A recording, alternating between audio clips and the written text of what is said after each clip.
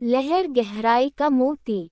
फिरोजी समुद्र की लहरों के नीचे कोरल सागर में एक सुंदर जलपरी रहती थी जिसका नाम लीरिया था। उसके लंबे बाल चांदी की तरह चमकते थे और उसकी पन्ने जैसी हरी पूंछ सूरज की रोशनी पड़ते ही जगमगा उठती थी। जहां बाकी जलपरियां जहाज़ों के टूटे फूटे हिस्सों से चीजें इकट्ठा करना पसंद करती थीं, वहीं लीरिया को सागर के रहस्यों को जानना अच्छा लगता था।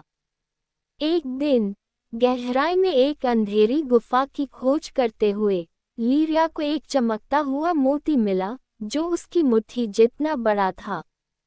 वह कोमल नीली रोशनी में धड़क रहा था, जैसे उसमें जान हो। जैसे ही लीरिया ने उसे छुआ, उसे एक धीमी सी आवाज सुनाई दी, मेरी रक्षा करो, मैं तुम्हारे संसार की रक्षा करूंगा। डर के साथ ही जिज्ञासा भी हुई।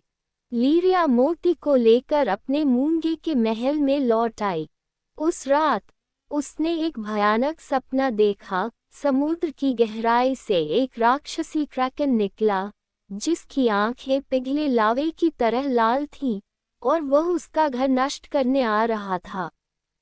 तभी मोती की आवाज फिर आई, केवल मेरे साथ ही तुम इस राक्षस को शांत कर सकती हो।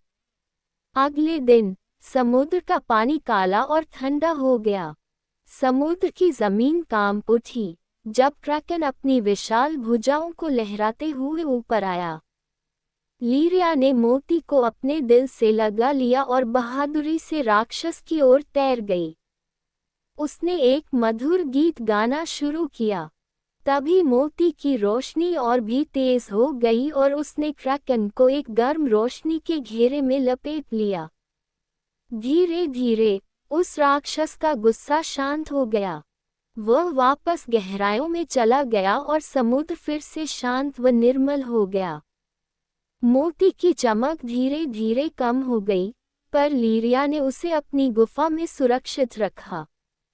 उस दिन के बाद वह गहराई की रक्षक बन गई।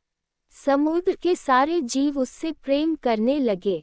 जब भी तूफान आता, लीरिया मोती को लेकर गाती और समुद्र फिर शांत हो जाता।